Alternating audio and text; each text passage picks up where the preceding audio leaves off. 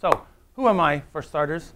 Yeah, I'm Kip Welch. I work for an organization in Silicon Valley called Motion Picture Laboratories, short for Movie Labs. Our URL is movielabs.com. We work for the movie industry. We do technology research around digital distribution, internet distribution, content protection, sort of piracy research, a lot of things around protecting movie and television content and distributing movie and television content online, essentially. We're mostly a group of scientists. I'm like the only business and legal person because every Hollywood organization has to have a lawyer, so I'm that person. And we do lots of, I don't know, I find it an interesting thing to work on. I've been doing it for about 7 years. Have been a technology lawyer in the Bay Area for 22 years.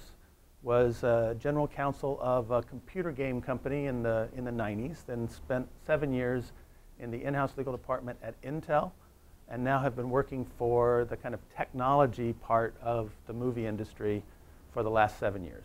Now, I'll tell you right up front, I don't know any stars. I never meet any famous people. I'm sorry. I just work kind of the back office, boring part of the movie industry. Know a little bit about the legal parts around copyright, but unfortunately never get to meet any stars. I'll tell you one story real quick. I was on a phone call the other day with a bunch of supply chain people at Walt Disney Corporation, and suddenly there's this voice in the background, and everyone goes, "Who's that? Who's that?" I wasn't in the room, and it sounded like Tom Hanks. And they were filming something on the lot. I think it was the movie about Walt Disney, and he was playing Walt Disney. And Tom Hanks can go anywhere he wants because he's Tom Hanks. So he just walked into this room full of people having a meeting, and started talking to them and spent like 10 minutes talking to them. I was on the phone, I didn't get to meet him at all, but he was like, it was really cool. I mean, he just sort of walked in and said, "Oh, you guys are the ones who do all the work in the movie business. Great, I'm happy to meet you." And then he walked off. So that's about the closest I ever get to actual movie stars. Yeah, right. So anyway, what I thought, just as a general matter that we could talk about today is, I know you want to talk about copyright law, internet law, fair use, things like that. I wanted to just say a little bit about some topics that I know a lot about, and because it's sort of the day-to-day work that we do at Movie Labs. And then kind of a little bit about some things that you've probably all heard about that are kind of scary about copyright law, people getting sued and stuff. And then try to communicate to some extent just the common sense approach. I'm one of those lawyers that thinks that we've over-lawyered most of what we do in this country. We waste more time than you can imagine in court arguing about things, stuff that just really doesn't matter very much in the real world. So I want to at least try to bring some practical sense to, if you're going to be journalists, what's really going to matter versus what are all the things that could potentially happen. So that's really all I had in mind for today. And then questions, jump in with them whenever you want. We've been through this, just telling who I am. So I just wanted to talk about something I know a lot about, if you ever wanted to ask about. So YouTube, right? This class is about social media. In the movie and TV industry, the biggest impact that social media has had over the last 5, 6, 7 years has probably been around user-generated content on sites like YouTube. I mean, there have been hundreds of sites over the years. YouTube is kind of the big gorilla in the space. But the people I work with most directly at Hollywood studios and television networks, they freak out. And they did freak out about suddenly everyone posting clips of their movies and whole versions of their movie. All this stuff suddenly appeared online that they thought they owned and had control of. And it totally freaked them out, right? And it made them start to reevaluate everything that they were doing in their business. Because if people didn't want to pay for their movie, well, they could probably find it for free somewhere out there. If you didn't watch Saturday Night Live and watch the commercials, you could probably find the funniest part of Saturday Night Live or Jon Stewart or anything else on YouTube, like within 30 seconds usually, or a few minutes of it actually showing up live. And those guys didn't make a dime on the advertising for that. And it really threw them into a tizzy. And that has had a huge impact on the way they think about their business, the things they have done subsequently to try to increase the amount of digital commerce they engage in. And it's it's had an enormous, it's really affected an enormous change. The reason today that all of you can go onto Netflix and watch, any of 100,000 movies, or Amazon, or Apple TV, or all the different places that you could go on the web and watch a movie, that only happened because the movie and television studios got so scared of things like YouTube that they started quickly moving around and doing deals and trying to get their content out to where people could start to pay for it online, because they were terrified that everyone would get so used to getting movies and television for free that they would go bankrupt. So it's had a huge impact. But one of the things that they did in response to it that you may or may not be aware of, I don't know, has anyone ever heard of Content ID on YouTube? So every time you upload a video to YouTube, YouTube takes a mathematical fingerprint of your video. Every piece of video, just like a hand, can be fingerprinted, sound can be fingerprinted, and it kind of is just a description, a selection of pixels and data about it. They take a fingerprint. And because they've been sued so many times by my member studios and folks like that, they compare every one of those fingerprints against a huge database of movies and TV that has been given to them by all the television broadcasters and movie studios.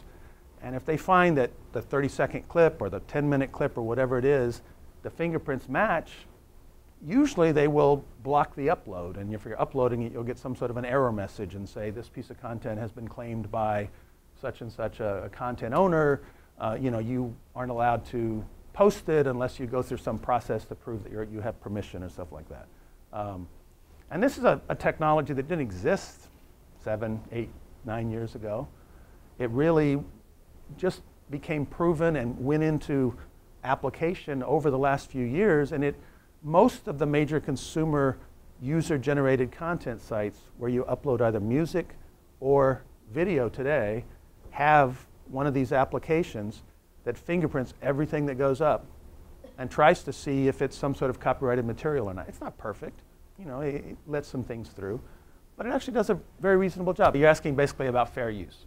And as journalists, you're going to be confronted with issues of fair use all the time. So let me just give you a high level. One, it's not an incredibly clear-cut area of law. It's sort of a nebulous concept that gets applied in different contexts in different ways. So in general, there is something about fair use. It covers things like news reporting, parodies, commentary, but it can be interpreted, and there's a lot of gray areas. So you kind of have to think it through. I'm sorry, you had a question? Yeah, isn't fair use in the Constitution? Fair use? No. It's not? No. There is a fair use concept of fair use to an extent written into the copyright law, but and there are protections written into the copyright laws for certain types. Copyright law is written into the Constitution, okay, and there are statutes that implement what the Constitution has to say about copyright law, and written into that are certain protections for academic institutions and other types of activities that are not supposed to be causing harm to the copyright owner, but are like this class learning things by showing a video or listening to that NPR tape, 6 minutes of NPR tape. If I were a competitor to NPR, CBS Radio News, and I took that 6 minutes and ran it on my CBS Radio News program, NPR has enough lawyers that they would sue me in about 5 seconds, right? But to do it here in the classroom, for all of you to learn something about it, NPR probably applauds that, But let me just add, we have, like on Peralta TV, right, we have this educational TV channel. I couldn't play that whole tape on the TV station, and when we have the program that we have on there, we have to pay copyright to air it, even though we're an educational institution. And they may have, a fee schedule for nonprofits and stuff like that, but just because you're educational doesn't mean you get it for free. Right. So before we get to that, let me just say one quick thing about how fair use is interpreted usually. Everyone always talks about this kind of a four principles that come into whether something is really fair. And the things that courts always talk about is, why are you using it, right? Is it for an educational purpose? Are you trying to make money on it? CBS Radio News is probably trying to make money on advertising in that 6 minutes. Jeff, I don't think is, making a huge amount of advertising money for many of you. So it's a non-commercial use that generally would be looked on more favorably. The type of thing copied. If it's a list of facts, if it's something very objective, and to talk about it, you almost have to copy it, you're probably going to get into less trouble than if you're reading, from a Faulkner novel or something like that, and you're directly copying someone's expression, their song or something. How long it is, 10 seconds, is less trouble than 6 minutes, right? That's sort of the obvious. A key one, though, is the effect as well. Because people make movies, they make radio programs, they make television in order to make money, right? We live in a world of capitalism. People are trying to make money on this stuff. And if you're doing something through your use of their materials that blocks them from making the money they're entitled to make in our capitalist economy, one, they're going to get pissed off at you. But two, a court is going to say, you stole something from them other than just their idea. You might have actually stolen their income or stolen their livelihood. And they're going to take that more seriously and not give you as much of the benefit of fair use than if you did something that had no economic detriment to anybody. So I'm sorry. Let me throw a question. Yep, now, go. I know this isn't exactly your area, but I think it's relevant. Let's say somebody in this class does a video and there's a piece of music they really like, and they decide, I want this in the background of my video. Mm-hmm. That's not fair use. Nope, not fair use, right. But I'll tell you something about that happens all the time, right? You've all watched the videos on YouTube. You hear that happening all the time. YouTube is actually saving everyone's butts there. Because remember that content ID technology? YouTube will find the owner of that song. If you played it, they will fingerprint what you uploaded and say, oh, that's that, that musician or that music label. And they send a check to those guys. Right? They pay for that. They spent years, one, getting sued by a lot of those people, and they finally negotiated business arrangements that said, our users will be allowed to upload videos with music to accompany their videos, and we'll pay some sort of royalty to the labels so that it's kind of authorized. It's not in every case, but they have these business deals that allow that to happen. Question?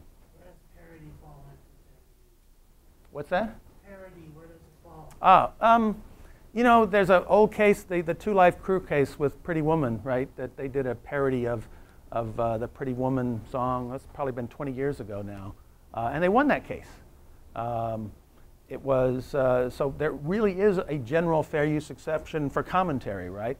You think somebody's television program sucks. You might have to show some of it to explain why you hate it. You want to make fun of somebody online. You might have to play with their video, their music, if you're parodying it. That's something that is protected kind of constitutionally because we have the right to criticize each other and comment on each other's activities. So if it transforms the original thing, you're not just copying it and replaying it, but you're doing something new and creative with it, especially if you're commenting it or parodying it, you're probably in better position than otherwise. Go ahead. So does that also apply to DJing and to producing music or like sampling a song? Ice Ice Baby versus Under Pressure. Vanilla Ice was able to use that sample because he said, oh, I changed it to a different beat. But nowadays there are rappers and musicians that sample old songs all the time. Are they paying royalties to those people?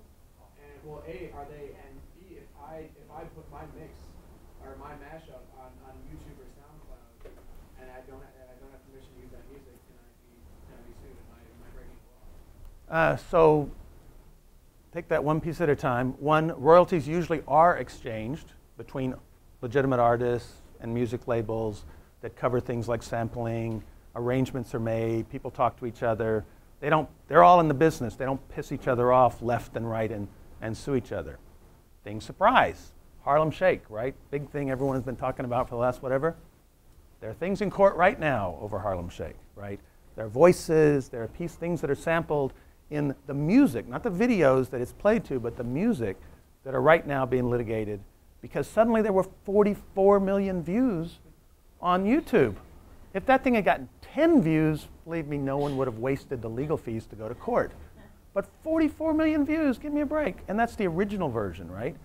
Well, there's a lot of people out there who want their piece of that pie, and they might have let it slide, but they're not letting it slide now, right? So there's going to be lawsuits for a while over just little pieces that are in that incredibly popular song and video.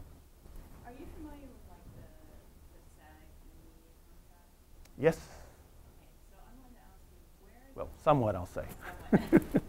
Okay, so how does that play into like I know like with Apple and a few others, but I'm not familiar how it plays into like YouTube and Facebook and all like the social media sites. You mean whether the performers actually end up getting paid for what happens online? It's been the subject of enormous debate and negotiation for years in Hollywood. I, in my job, visit the Motion Picture Association in Hollywood pretty frequently. And every couple of years, there will be a huge team of people in there, and sometimes maybe even like a famous person or two, and they'll all be sitting there negotiating the next SAG agreement, or the next AFTRA agreement, or the next Directors Guild or Producers Guild agreement. And they'll, for weeks, every time you go near that building, there will be this mass of people having this negotiation. And a big topic in those negotiations has been how directors, performers get paid for digital performances. It used to be they didn't get paid at all, right?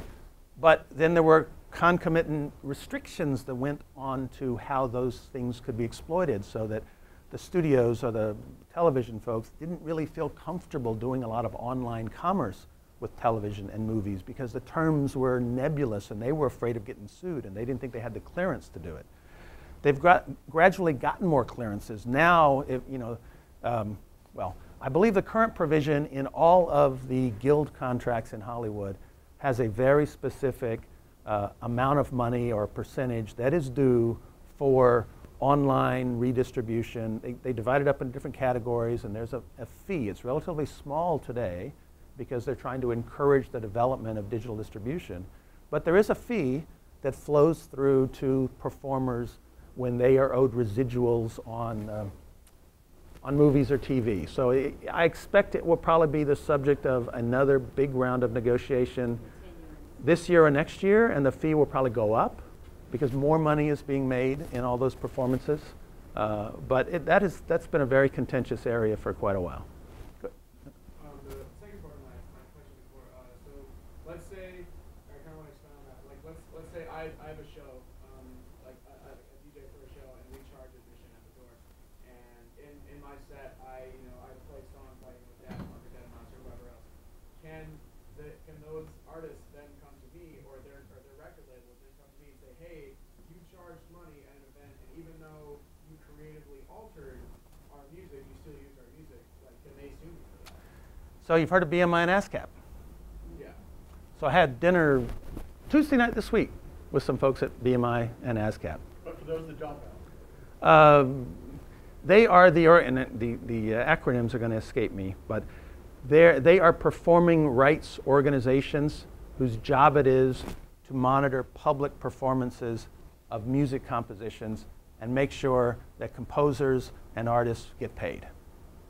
And they have spies, they have listening devices. They might sneak into your party and you might get a letter from them, right? Radio stations get letters from them. Bars that play music for their patrons get letters from them, get bills. Their whole job is to do what an individual artist can't, which is to find out where their music is being played and try to get the artist paid for that. So yeah, you could get a bill. You don't necessarily have the rights to do that. The artist you're talking about might not care and might have different arrangements in their contract with BMI and ASCAP, but almost all artists and composers basically join the system and say, if you guys can collect more money for me, please do. I'm happy to get a check every month from going to your house and charging you for charging people money to come listen to my music. And I've got another real world example right here at the Peralta Colleges. So we pay about $6,000 a year to BMI and ASCAP to just have the right to play music at baseball games in the background. Yeah. Graduation ceremonies, the music for the procession, somebody's got to get paid for that. So it's amazing. But now let me expand on the question. So he does a set in a club. Mm-hmm. he records part of that set, and he puts it up on SoundCloud, writes a blog about it, says, hey man, I was down at whatever club you were at, and here's my set, check it out. And there's like an hour of music on SoundCloud that anyone can listen to anywhere in the world, but nobody would know about except his blog and then SoundCloud. Now that's clearly going to get him in trouble, isn't it? Yeah, but again, there's a sort of an economic reality test. Right. 5 people read your blog, 5 people listen to the music. No. No, but you're not going to get an expensive New York lawyer coming after you. But if something happens like Harlem Shake and suddenly there's a lot of money changing hands, oh yeah, you're going to get the lawyer coming after you. Oh, go ahead. So whenever everybody's ready to veer off of this topic, I'm interested in original content. Okay. So I'm sitting on a couple thousand photographs that I took. Not one of them has gone online yet. And I intend to start an internet business. And I intend to produce my own original internet content, which would be videos. Right. And I intend to use open source material on the history of science, so I clearly will be able to use that material. I don't know if you know, the Royal Academy in London just put all of their documents online for free. I didn't know that. Yeah. You can go look at Isaac Newton's notebook right now. So I intend to use that resource. So my question is, what do I have to do to protect my content when I put it online? Right. Hard, but there are things you can do. I would go and research, go to some of the sites about protection of rights in photographic works, because there are ways to watermark your works when you put them up. They might or might not kind of obscure some of what you're trying to show. There are services you can sign up for that will take a copy of your videos or your photographs and crawl the internet looking for other people who are using it, and send those people a nasty letter.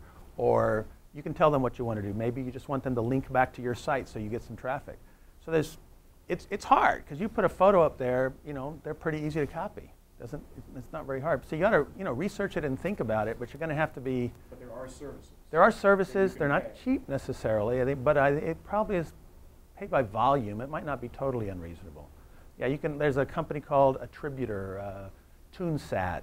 There's a bunch of companies that just crawl the web. I mean, major film studios and music labels hire them too. They're looking for people who are using their content without permission, and then they're trying to recover money for that, or stop it, or things like that. What was the name again? Attributor?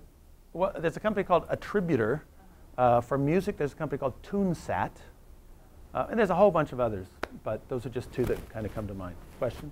So, what if someone puts a video on YouTube and they have at the time Casablanca?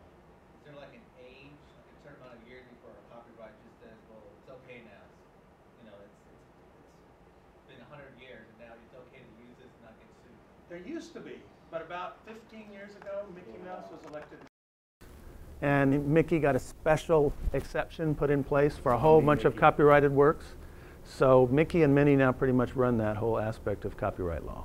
I'm joking, but it's sort of true in that there have now, the US entertainment industry has now been around long enough that there are things that would be going into the public domain that they still want to make movies and make money on, like Mickey Mouse and anything from the 20s and 30s and 40s. There's a limit on how long copyrights are supposed to go on. A bunch of these things are still being protected because they've paid lobbyists to go to Washington to extend the copyright to protect, the American economy from, people laying waste to comic book characters from the 30s. Warner Brothers still own the song as time goes by, and you play it on YouTube, and Warner Brothers can ask you and say, hey, you're using. Yeah, if it's still covered under copyright, it's just like a song that was produced last week. There's somebody that has a right to it. I forget who the writer of that song was, or who the publisher was. But those rights, I guarantee, have carried down to descendants. There's some company that has the rights to enforce as time goes by today, and they will have it on their list and potentially want to, BMI and ASCAP are collecting for that song. There are, things that do pass into the public domain. Charles Dickens' books are in the public domain now, right? There are things like that that happen, but it's no guarantee that something from the 30s is yet in the public domain. Go ahead. Okay. Go ahead.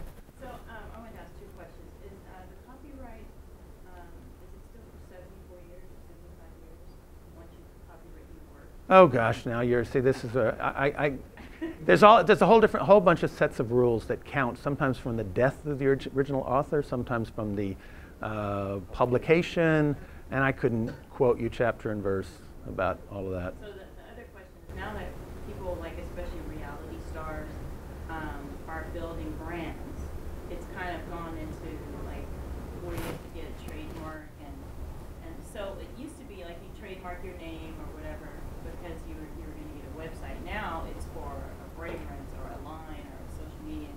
So I mean, do you have any recommendations? Is that still pertinent to today, like trademarking your name, or to build a brand, or what? Yeah, it's very pertinent. Trademarks are one of those areas that's sort of just blown up in significance. People try to trademark everything. It's kind of gotten ridiculous to some extent. Yeah. But there is a core need if you're going to run a business and you want everyone to hear a certain word, phrase, and think about your business and run off and buy your product. That's called branding. People do that. That makes people money. And you do get to trademark and protect that because you want to protect your business. There are geographical limits, there are subject matter limits, there's all sorts of limits on what you can trademark, but what people are trademarking a lot of crazy things that those trademarks might not stand up in court, but most of them won't ever make it to court. But yeah, it's still, if you're going to start a business, yeah, your name and your brand is probably going to be pretty important for you. What's the difference between a trademark and a patent? A pretty big difference. Patent law I could go on for hours about. You don't want to get me started on patent law. I think basically, I think patent law is sucking the life out of the American economy like a vampire. But let's not talk about that. You just, what's that? Oh, you're talking about patent trolls? Yeah, please don't get me started. Yeah, I just think that the whole economics of patent laws and patent enforcement have gotten so out of hand that it's essentially a legal extortion racket. Yeah, but isn't it important if you invented something that which should belong to you, that you should be able to patent it? Long discussion. Remember, this is a class about social media. It is, yes. Not about patenting. So let's keep it to social media. Yeah, go ahead in the back, and then we'll take a few more. It's probably getting late. Yeah, let's do about 10 more minutes, and I have a couple questions too. Okay. Is there any way to get a trademark or a copyright to lapse early? Trademark or copyright to lapse early. Well, a trademark can be abandoned, right? You file for a trademark, start a business, your business goes broke, you quit using it, you're essentially abandoning your trademark. Someone else could come in and pick it up, so it could lapse early in that regard. A copyright can intentionally be turned over to the public domain, but not without the author and the owners of the copyright actually making it happen. It's not going to lapse early or otherwise in any way that I can think of. If you're really talking about commentary on music, you certainly can play a clip, a piece of the music. I mean, I listen to NPR all the time, and they'll do music reviews, and they'll play a little bit of a song. They're never going to play the whole song unless they've done some sort of a commercial arrangement and are paying for that, but you can play a little bit of it. What you might want to do in a circumstance like that, just to show respect to the artist and also not get yourself in trouble, if the artist has put the music online somewhere that you can link to it, do that way. That way they get the credit for it. They might actually make some money on it. If you just post their song and a bunch of people listen to it on your site, even though it's a critique site, you post their whole song, well, everybody goes there and nobody goes to the artist site, and the artist goes broke and you never get another song from the artist. It's just kind of there's a fair use and a fair behavior component if you're really going to post their whole song. I don't know. That's not a legal response, but it's sort of. John, go ahead. Yeah, why do you think the entertainment industry seems to be handling the transition to a digital world better than the music is? Fear. I think that YouTube and BitTorrent and things like that terrified the entertainment industry, and the music industry saw its revenues go from $20 billion a year to $10 billion a year, cut in half in a period of 5-6 years. And the rest of the entertainment industry just sat up and said, oh my, what am I going to do? That's what made them. The news industry has more recently been starting to get slaughtered, but wasn't feeling it in the same way until recently. And I think in the next class we'll talk about that Pew Research study, which is exactly about that sort of thing. Let's do just a couple more. Go ahead, Mark. Yeah, do you have any experience with copyleft or Creative Commons licensing or any of that? Can you speak just to the sort of the trend or Sure. whatever social movement, I guess it is? Yeah. When we post specifications on the Movie Labs website, we usually put them under Creative Commons 3.0, copy no derivative works, right? Because we're making them available to the public, and we don't want to sue anybody over anybody using them. But we're not writing music, we're not writing software, we're not doing things that have real economic value. We're basically spreading information. And there's a lot of people that feel that way. Some people even write a lot of software that they could make a lot of money on. What's the what's that? Yeah, but I heard on the radio the other day. I'm trying to think. There is a music format that has been used for 30 years as the major way of translating music into digital. It's been around forever. The guy who invented it is famous in the music world. Never made a dime, right? Just made it public 30 years ago. It has transformed digital music. Never made a dime on it, right? Could have gotten rich. Never did. And what's that? Dolby. No, it's not Dolby. No, Dolby made plenty of money. Mappy or no, I'm forgetting. I'm blanking. But what's that? Which format are you talking about? The black format or which? I think it's one of those formats. Yeah. But which one? There's thousands of them. Yeah. There's one that is always used for translating instrumental music into digital formats. But I'll never mind. I'm sorry. Okay. We're getting astray. Last one, and then I got it. I was just wondering if you could talk a little bit about reforms in movie distribution. You said you also work a little bit in that. Sure. Yeah, I mean, a big part of what I do is helping to build pipes for distribution, right? I give a talk when I go to some conferences. It's called, plumbing is the new sexy, right? Because that's all I do a lot of time. One of the things that Jeff might have, I run this organization called Entertainment ID Registry.